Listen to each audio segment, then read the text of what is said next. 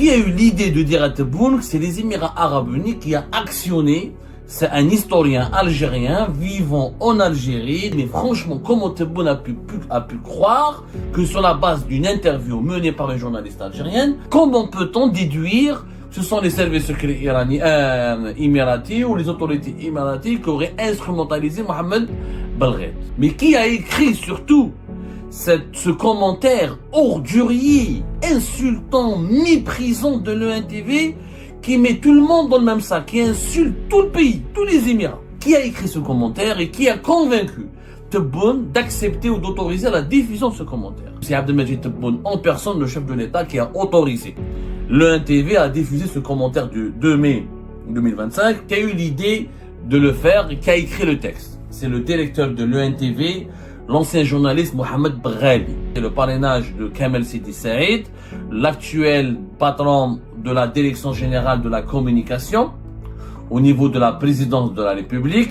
Malheureusement, Abdelmajid Tebboune, il fait aveuglément confiance à ses deux conseillers, à son ancien ami Mohamed Brali. Il a validé ce texte. C'est quelqu'un qui est sentimental, il fonctionne à l'affect, il fait confiance à ses collaborateurs. Qui a donné l'idée géniale ou qui a insufflé à l'oreille d'Abdelmajid Tebboune que les Émirats Arabes Unis, deuxième pays le plus riche dans le monde arabe, l'une des puissances les plus émergentes et les plus qui ne cesse de monter en puissance, qui ne cesse de s'enrichir et de se développer sur le plan technologique et économique, et ce au Moyen-Orient, en Asie comme dans le monde entier. Qui a eu l'idée de dire à Tebboune que c'est les Émirats Arabes Unis qui a actionné? C'est un historien algérien vivant en Algérie, travaillant pour l'université d'Alger et ayant vécu toute sa vie en Algérie, n'entretenant aucune relation directe ou indirecte avec les Émirats, à l'exception de parler la même langue qui est la langue arabe. Langue officielle aux Émirats et langue officielle en Algérie. C'est le seul point de ressemblance, c'est le seul élément qui relie Mohamed Lamine Belghed, l'historien algérien, aux Émirats Arabes Unis. Mis à part la langue arabe, rien ne permet d'associer Mohamed Lamine Belghed aux Émirats Arabes Unis. Mais qui a eu l'idée incroyable?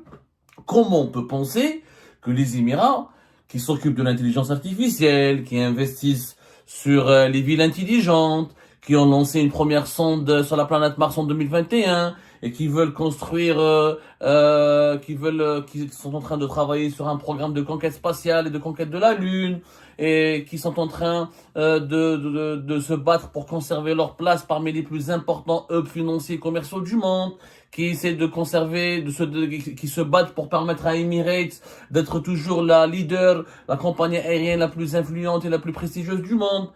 Comment les Émirats, qui a eu l'idée, mais franchement, comment Tebboune a pu croire que sur la base d'une interview menée par une journaliste algérienne, sur une chaîne d'information internationale, appartenant uniquement à moitié à des partenaires ou à des actionnaires émiratis, mais qui fait partie d'une galaxie, d'un groupe international qui est le Sky Group, Sky News, c'est très connu, Sky Group, on en a déjà parlé dans les émissions précédentes. Comment peut-on déduire ce sont les services secrets émiratis ou les autorités émiraties qui auraient instrumentalisé Mohamed Lamine Belghed?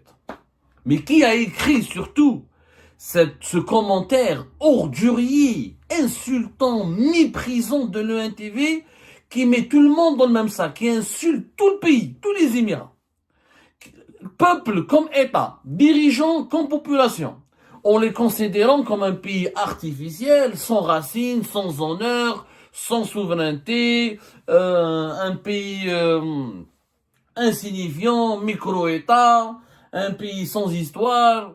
Les termes qui ont été employés par l'ENTV sont d'une violence inédite. ENTV, qui est la télévision étatique algérienne. Qui a écrit ce commentaire et qui a convaincu Tebboune d'accepter ou d'autoriser la diffusion de ce commentaire?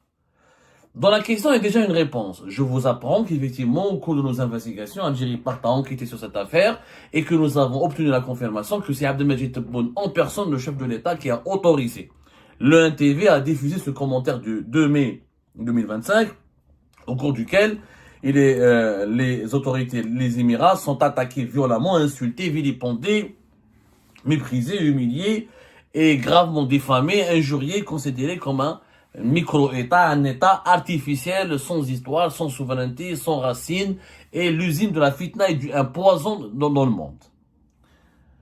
Abdelmajid Tebboune a donné son accord. Mais c'est pas lui qui a écrit ce texte, c'est pas lui qui lui a donné l'idée de le faire. Qui a eu l'idée de le faire et qui a écrit le texte? C'est le directeur de l'ENTV, l'ancien journaliste Mohamed Brali, qui avec la collaboration, la complicité, le parrainage de Kamel Sidi Saïd, l'actuel patron de la direction générale de la communication, au niveau de la présidence de la République, ont fait du lobbying auprès de Abdelmajid Tebboune pour lui proposer une riposte à la chaîne émiratée Sky News, qui n'est pas Sky News arabe, qui encore une fois n'est pas émiratée à 100%. Elle est basée à Abu Dhabi, elle est détenue uniquement à 50% par un fonds public émirati, mais à 50% par un fonds d'investissement international lié au milliardaire Murdoch. On en a déjà parlé, Robert Murdoch, on a déjà parlé de tout cela dans l'émission précédente. Mohamed Brali, l'actuel patron de l'ENTV, je le répète et je le dis, avec Kamel Sidi Saïd, le directeur général de la direction, le patron, le premier responsable de la direction générale de la communication à la présidence, ainsi que d'autres conseillers qui étaient des anciens journalistes et qui sont tous arabophones, à l'exception de M. Kamel Sidi Saïd qui est francophone, comme Belkaïm, Monsieur Belkaïm, l'ancien journaliste qui travaille au niveau de la cellule de communication, à la fois, donc on ne sait pas ce que Belkaïm, il travaille partout à la présidence. Quelquefois, il est rattaché au secrétariat personnel, au secrétariat particulier d'Abdelmajid Tebboune, Lewa Hamadash Amirouche, et il lui arrive aussi de travailler à la direction générale de la communication de la présidence avec Kamel Sidi Saïd. Donc, ce sont ces trois personnes qui se sont occupées de l'écriture de ce texte-là, qui va entrer dans les annales de l'histoire diplomatique. Belkaïm Abdellatif, Kamel Sidi Saïd, Mohamed Brali. Les trois n'ont rien à voir avec la diplomatie. Les trois n'ont jamais étudié les relations internationales. Les trois personnes n'ont jamais occupé les fonctions d'ambassadeur. Ils n'ont jamais été élus par les Algériens et les Algériens, n'ont jamais été désignés pour s'occuper des questions diplomatiques et des questions qui relèvent des relations internationales et qui engagent les intérêts suprêmes de l'État. Les trois, ce sont des anciens journalistes et notamment des journalistes de la presse écrite. Mohamed Brali, on connaît Kamel Sidi Saïd et on connaît Abdellatif Belkaïm. On ne connaît pas Mohamed Brali, parce que celui qui a écrit le texte en arabe, c'est Mohamed Brali. Et celui qui l'a proposé au président de la République, c'est Kamel Sidi Saïd et Belkaïm Abdellatif. Et ceux qui l'ont convaincu de valider ce texte, c'est Kamel Sidi Saïd et Belkaïm Abdellatif. Mais celui qui a écrit le texte, c'est encore une fois Mohamed Brali. Mohamed Brali Ajmaï, directeur de l'ENTV, c'est le pire, je dis bien le pire. Et les gens de l'ENTV peuvent en témoigner. Le pire directeur général de l'ENTV. Pour une raison très simple, il n'a strictement aucune relation avec l'audiovisuel. Mohamed Brali, non seulement il n'a aucune relation avec la diplomatie, mais ça on en parlera plus tard, mais il n'a pas de relation avec l'audiovisuel tout court. C'est quelqu'un qui a fait toute sa carrière dans la presse écrite, notamment le Khabar, où il était journaliste à Al-Khabar, ensuite il était devenu rédacteur en chef d'Al-Khabar. Et auparavant, il a travaillé dans des journaux écrits comme El Piled ou comme El Jarida. C'est quelqu'un qui connaît la presse écrite, c'est vrai, mais il n'a rien à voir avec l'audiovisuel. Et c'est quelqu'un qui n'est même pas diplômé en journalisme, il est diplômé en psychologie, en 1994 à l'université d'Alger. Ça, c'est pas grave. Ce qui est grave, c'est qu'on lui a donné d'abord la radio. Il a été nommé comme directeur général de la radio algérienne en janvier 2021. Ensuite, en septembre 2024, il a été promu directeur général de toute la télévision publique algérienne. Déjà, son bilan à la tête de la radio était catastrophique. La radio algérienne ne s'était jamais aussi mal portée que lorsqu'elle a été dirigée par monsieur Mohamed Brali. Et après avoir ruiné la radio, l'avoir ruiné la crédibilité de la radio, il est parti ruiner le peu de crédibilité qui restait à la télévision publique algérienne. Le peu de sérieux, le peu de rigueur qui lui est resté. Pourquoi? Mohamed Brali, il connaît Tebboune en personne. Mohamed Brali, c'est un ami à monsieur Abdelmajid Tebboune. Abdelmajid Tebboune, il habbo. En Algérie, c'est comme ça que ça marche. Tebboune, il habbak. Tu deviens le meilleur. Si Tebboune t'aime bien, tu as toutes les portes s'ouvrent devant toi. Si Tebboune te déteste, il t'aime pas, toutes les portes de l'enfer s'ouvrent devant toi. Ou la s'ouvrent à toi. Le problème de Mohamed Brali, c'est qu'il connaît Tebboune depuis que Tebboune était ministre de l'Habitat.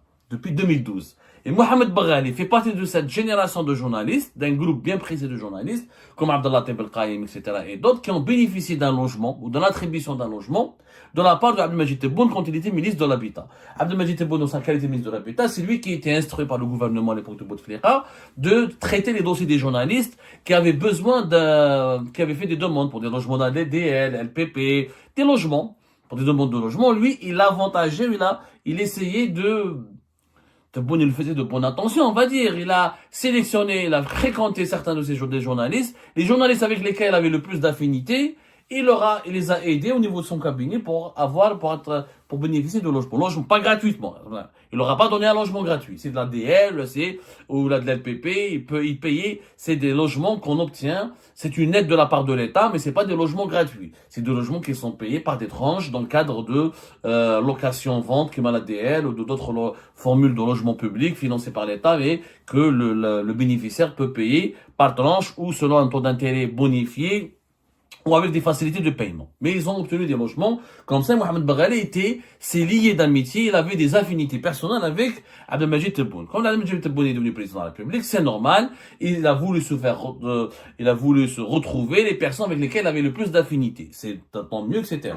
Sauf que quand ton problème, c'est que l'affinité ne suffit pas pour nommer des personnes. Il a le droit, Abdelmajid Tebboune, en tant que chef de l'État, de conserver ses affinités personnelles, ses amitiés personnelles, et de conserver son admiration, ses appréciations, ou ses idées ou ses avis positifs, soit des personnes qu'il estime qui lui sont favorables, qui sont issues de son entourage amical. Il a tout à fait le droit d'apprécier personnellement des personnes qu'il a fréquentées, qu'il a connues de part ou pendant son parcours. C'est son droit le plus absolu. Sauf que là, c'est pas parce que l'appréciation personnelle, l'affinité personnelle ne suffit pas pour nommer des personnes dans la tête de postes sensibles. Directeur de la radio publique, avec des dizaines de radios régionales, directeur de l'ENTV, avec plusieurs filiales, etc., c'est la télévision de l'État. C'est pas n'importe quoi. C'est une responsabilité importante. C'est une responsabilité importante, ça veut dire qu'il faut une certaine compétence. Nous avons par exemple 48 stations régionales pour la radio, et je crois 6 filiales de l'ENTV, minimum 6 filiales, je crois qu'il a. Nous avons au moins plusieurs, je crois que c'est 6 chaînes thématiques, 6 filiales, de la Amazigh, Tamazight, etc. En tout cas, 9 chaînes de télévision, voilà, 9 plutôt, pas 6, voilà, 9 chaînes. Le NTV, le PTV, c'est le télévision, l'entreprise publique de la télévision, l'établissement national de télévision, gère 9 chaînes thématiques, TV2, TV3, TV4, Canal Algérie, etc. Donc c'est quand même une responsabilité. On parle de l'établissement public de télévision. Voilà, EPTV, établissement public de télévision. Donc diriger une télévision, c'est diriger un groupe de médias publics. Il faut de l'expérience, il faut de la compétence. Et la presse audiovisuelle est totalement différente de la presse écrite. Comme la presse électronique, elle est différente de la presse écrite, de la presse audiovisuelle. C'est des domaines qui exigent des formations, de l'expérience. Et Mohamed Baghali, mis à part interviewer Tebboune dans certaines interviews télévisées au nom d'Al-Khabar, il n'a pas d'expérience. Il n'a jamais fait de l'audiovisuel. Il ne connaît pas ce que c'est que l'audiovisuel.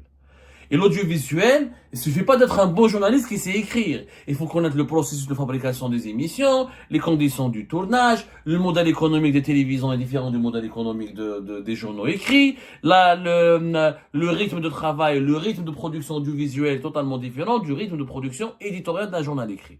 Ce sont deux mondes différents, même s'ils se rejoignent, ils se ressemblent par certains aspects. Ça reste de l'information, ça reste du journalisme, mais c'est des spécialités différentes. Mohamed Baghali, donc parce que Tebboune l'apprécie bien, parce que Tebboune l'aime bien, et parce qu'il est l'ami des conseillers de Tebboune et Ouad Belkaïm ou Kamel Sidi Saïd, et ben il a été rapidement promu à la tête de l'ENTV. Il n'y connaît rien, donc le problème en Algérie, c'est quand on nomme des incompétents à la tête d'institutions et d'entreprises et d'entités, où ils ne peuvent pas briller parce qu'ils ne sont pas compétents. Donc un chirurgien, tu lui donnes un cabinet vétérinaire, il ne pourra pas le gérer. Un vétérinaire, tu lui donneras un cabinet dentiste, il ne peut pas briller. Un vétérinaire ne peut pas soigner les êtres humains, les dentistes ne peuvent pas arracher les dents des animaux, c'est des choses différentes. Bah, comme il ne peut pas briller parce qu'il n'est pas compétent dans ce domaine, il s'entoure de quelques collaborateurs pour essayer de maintenir les formes, et pour briller, pour impressionner le chef de l'État, parce que Mohamed Baghali, à un moment donné, Tebboune, il l'apprécie, etc. Mais pour que Tebboune continue à apprécier les personnes qu'il place à la tête de certaines institutions stratégiques du pays, ces gens-là doivent faire des choses, doivent rendre service, doivent exceller dans un certain travail, exécuter certaines tâches, enfin avoir un bilan. Comme ils ne peuvent pas fournir un bilan professionnel parce qu'ils sont incompétents, comme Mohamed Boughali, il est incompétent dans l'audiovisuel. Donc, Maadou m'a dit le TV. Wesh, il transforme le TV en un outil de propagande au service de Tebboune. Tebboune, comme il aime qu'on dit qu'il est le meilleur du monde, le plus beau président, le président le plus sexy, le plus sympa, le plus sérieux, le plus intelligent, quand on aime lui faire de la chita. Les gens pensent, malheureusement, c'est la culture. Il n'y a pas que Tebboune, mais donc tout, malheureusement, en Algérie, il y a une pratique qui s'appelle chita, l'excès de zèle. L'excès de zèle. L'excès de zèle en Algérie, c'est une culture profonde. C'est une mentalité. En Algérie, on veut à chaque fois plaire au chef, plaire au raïs, plaire au président, dire du bien de lui jeter des fleurs au quotidien, lui tresser des lauriers, le bombarder, l'inonder d'éloges et de louanges. Parce que, les zélateurs, ils veulent s'attirer les faveurs du chef et du président en faisant en permanence des éloges et des louanges. Et malheureusement, ça marche. Il se trouve qu'en Algérie, c'est pas le cas que de Tebboune, tous les dirigeants algériens adorent qu'on caresse leur ego, adorent qu'on fasse d'eux des grands dirigeants, des personnalités importantes, des personnalités historiques, influentes. Ils adorent qu'on leur caresse leur ego, qu'on les caresse dans le sens du poil.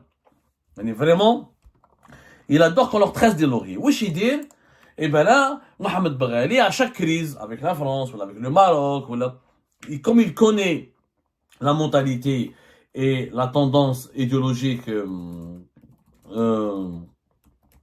Abdelmajid Tebboune, il veut conforter Abdelmajid Tebboune, il veut le flatter en permanence, il veut on va dire gagner à chaque fois ses faveurs. Il va dans le sens de la politique de Tebboune, mais sans connaître les enjeux du dossier, sans maîtriser les dossiers. Les relations internationales ne sont pas dictées par le directeur général de l'ONTV. C'est le ministère des Affaires étrangères. C'est des conseillers diplomatiques ou des conseillers chargés des questions diplomatiques et des questions des relations internationales, qui sont au niveau de la présidence. C'est des ambassadeurs, c'est des universitaires, des experts spécialisés dans ce domaine-là. Le directeur de l'ONTV ne connaît rien à la politique internationale. Le directeur de l'ONTV, il est là pour faire de l'information. Sauf que Mohamed Baghali, il a écrit ce texte. Parce qu'il sait que Tebboune, ça, je l'accorde à Tebboune. Tebboune, il a beaucoup de défauts, mais il a une qualité. Il adore la mazérité. C'est un ancien relais de Tizi Ouzou. Il aime la Kabylie. Il est soucieux de l'intégration de la Kabylie dans le tissu national. Il est très respectueux de la mazérité. Il accorde une grande importance à l'unité nationale et à la diversité nationale. C'est quelqu'un qui aime les Amazirs, qu'on le veuille ou non. Wallah, ça, personnellement, moi, je l'ai critiqué. Mais Tebboune, il aime les Amazirs, il aime les Berbères. Il a du respect pour la culture amazigh, il comprend l'importance de l'identité amazigh dans la préservation et le renforcement du sentiment de l'unité nationale. Donc Mohamed Baghali, qui connaît la psychologie de son ami, qui est président de la République, et comme il veut le flatter, il veut gagner ses faveurs, pour le caresser dans le sens du poil, il fait un texte haineux contre les Émirats. Parce qu'il sait que Tebboune n'aime pas les Émirats, et il sait que Tebboune, on lui a fait croire que les Émirats sont l'ennemi absolu de l'Algérie, parce qu'ils soutiennent le Maroc, parce que les sujets de divergence entre les Émirats et l'Algérie sont très nombreux. Comme il y a des tensions actuelles, Mohamed Baghali, il est parti proposer à Kamal Sidi Saïd Abdellah Qaïm un texte virulent à Abdelmajid Tebboune, dans l'espoir qu'il va le valider, dans l'espoir que Tebboune va apprécier ce texte, il va dire, ah, on a raté ça, Mohamed Baghali, merci beaucoup. Ça, c'est un bon patron de l'ONTV, c'est un patriote, c'est un nationaliste, il est jaloux, il protège l'unité nationale. Et d'ailleurs, il me comprend, il est d'accord avec mes idées, il protège ma politique. Et c'est comme ça que ce texte catastrophique, honteux, a été diffusé par l'ONTV. Si on avait un patron de l'ONTV qui était un vrai connaisseur, un vrai journaliste, un vrai connaisseur de l'audiovisuel, parce que Mohamed Baghali, il pensait qu'il a confondu la page Facebook d'Al Khabar avec la chaîne de télévision publique et étatique, c'est la voix de l'Algérie dans le monde. C'est 9 chaînes, c'est des milliers de journalistes et d'employés. C'est pas n'importe quoi. C'est une histoire. Encore une fois, c'est la voix, c'est la voix de l'Algérie dans le monde entier. Un professionnel de l'audiovisuel, si on lui avait proposé un texte pareil de la part de la présidence, il aurait dit non. Il aurait dit, messieurs les conseillers, j'aimerais bien voir monsieur le président, m'entretenir avec lui, ou essayer de lui parler, ou de le raisonner. On peut pas dire de telles choses à la télé. On peut pas insulter tout un pays. On peut pas mettre tout le monde dans le même sac à cause d'une polémique déclenchée par un historien algérien. On peut pas dire certaines choses à la télé. On peut critiquer les Émirats, bien sûr, les Émirats sont critiquables. Ils ne sont pas à l'abri de la critique. On peut faire un reportage critique sur les Émirats, sur leur ingérence dans certains pays, sur leurs orientations politiques ou leurs positionnements politiques controversés, sulfureux. Bien sûr, mais insulter un pays, dire que vous êtes un État artificiel, sans racines, sans souveraineté, usine de fitna, ça c'est des insultes, c'est pas du journalisme. La Kahouadji, avec pas, un garçon de café pourrait le faire. Insulter, tout le monde peut insulter. L'insulte, elle est facile. Même le dernier des connards peut insulter. Or, quand on est un intellectuel, quand on est un journaliste, quand on est un patron de télé, on est censé proposer un contenu respectueux, élégant, raffiné, constructif. On n'est pas un garçon de café. On n'est pas un dealer pour insulter en permanence. Malheureusement, Abdelmajid Tebboune, il fait aveuglément confiance à ses deux conseillers, à son ancien ami Mohamed Baghali. Il a validé ce texte.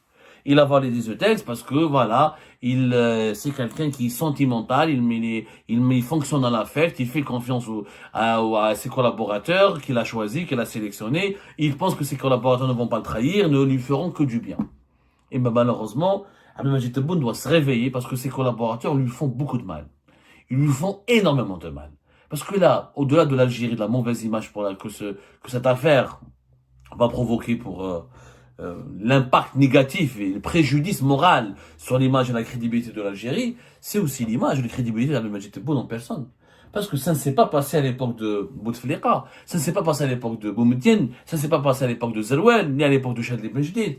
C'est l'histoire retiendra que sous l'époque de Boun, la télévision publique algérienne a insulté un autre pays arabe, un autre pays musulman, et elle l'a réduit, l'a ridiculisé en faisant de lui un ramassis de bédouins sans racines et sans souveraineté et sans culture. Et avec, c'est pas la peine de répéter toutes les insultes qui ont été prononcées par le NTV. Malheureusement, ça sera enregistré au détriment de l'histoire. تاريخ يسجل والمستقبل لا ينتظر كما نقولوا en arabe. التاريخ يسجل والمستقبل لا ينتظر. L'histoire enregistre et le futur n'attend pas. N'attend pas. Le futur, il se construit et l'histoire n'oublie pas. L'histoire ne va pas oublier cet impair.